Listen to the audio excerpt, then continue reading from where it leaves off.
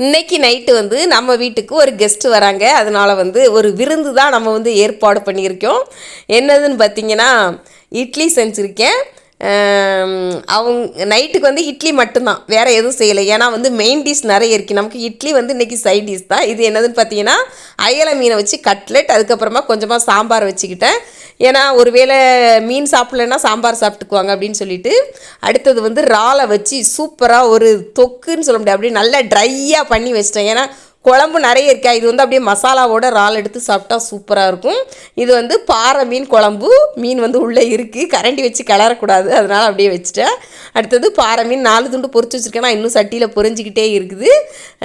அதுக்கப்புறமா கொஞ்சமாக தேங்காய் சட்னி. இன்றைக்கி வந்து பாறை மீன் குழம்பு, அயலை மீன் கட்லெட், பாறை பொரியல், அதுக்கப்புறமா இறால் தொக்கு, இட்லி, சட்னி, சாம்பார். இதுதான் வந்து நைட்டு சாப்பாடு விருந்தாளிகளுக்கு. நல்லா சாப்பிடுவாங்கன்னு நினைக்கிறேன். ஏன்னா அவங்களுக்கு மீன்னா கொஞ்சம் பிடிக்கும், அதனால தான். உங்கள் வீட்டுக்கு கெஸ்ட்லாம் வரும்போது இதே மாதிரி ஃபுல்லாக மீன்லாம் செஞ்சு கொடுப்பீங்களான்னு கமெண்டில் சொல்லுங்கள். வீடியோ பிடிச்சா லைக் பண்ணுங்கள்.